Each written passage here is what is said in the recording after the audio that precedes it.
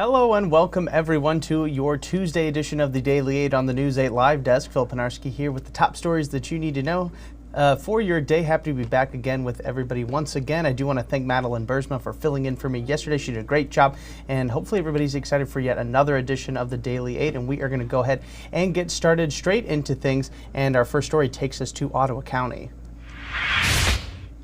The interim Ottawa County Administrator has resigned. That is according to the county that we confirmed earlier today. John Anderson had reportedly resigned on Sunday. In a short email to the county, no further explanation regarding his resignation has been given at this time. Anderson replaced former County Administrator John Gibbs, who was fired back in March. Gibbs was ousted after a board vote of 10-1 to terminate his contract following complaints of his behavior in the workplace. Gibbs has denied those allegations. And we head to the other side of the state now as we are continuing to learn more about a shooting involving multiple police officers that left one of them dead and two others injured. An off-duty cop had reportedly shot at two other on-duty officers just before 2:30 on Monday. The two on-duty cops were hit and one of them returned fire and ultimately killed the off-duty officer. During a press conference, Police Chief James E. White said that the off-duty officer was struggling with a mental crisis and called the incident a very tragic situation. None of the involved officers' identities have been released at this time. The two injured officers are said to have suffered non-life-threatening injuries, however.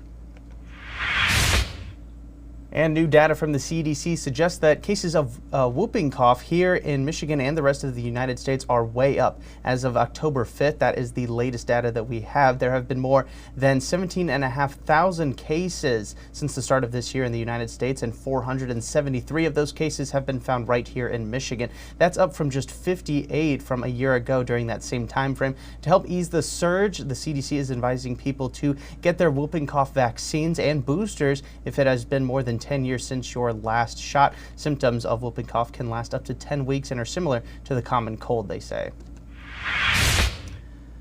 And rumors, the LGBTQ Nightclub here in Grand Rapids is set to close next month, but just temporarily. The venue will be undergoing some renovations and some remodeling starting on November 4th. This comes as the current owners of the club are seeking to find new owners. They have currently listed the price at $2.4 million and want to keep the club going and operating here in Grand Rapids. The plan is for Rumors to reopen with these new renovations around December 15th, just in time for the club's Christmas parties.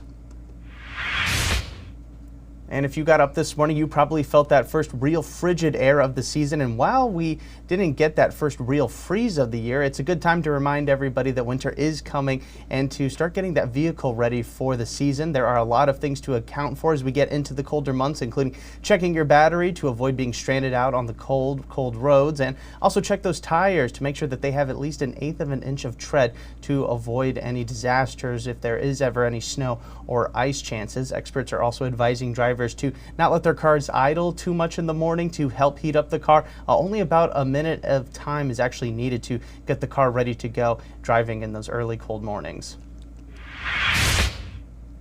And continuing on that winter trend, we are prepared for a new law that will require drivers in Michigan to stay at least 200 feet away from snowplows that are actively in use. The bill was signed into law by Governor Gretchen Whitmer, and it requires drivers to be about 12 car lengths away from plows to help mitigate incidents involving plows or slowing their work. And again, that is just for when the plows are actually operating. Drivers who don't follow the law will be ticketed, and you must also stay at least 20 feet away from a plow when it is stopped or at an intersection under this new law, but also important to remind everyone that if you are passing a plow, you don't need to stay that 200 feet away. We are still a ways away from that first snow, though, so hopefully there is plenty of time for people to kind of be aware of this new law. But as we get closer and closer to the start of winter, now let's get a closer look at your forecast just for today, though. Here is Storm Teammate meteorologist Scott Larson. Seeing a fair amount of sunshine in Grand Rapids, but it is going to be cool outside today. High temperatures are expected to be in the low to mid 50s, including 50 in Grand Rapids, 51 Allegan, 49 degrees in Greenville, and 54 in South Haven.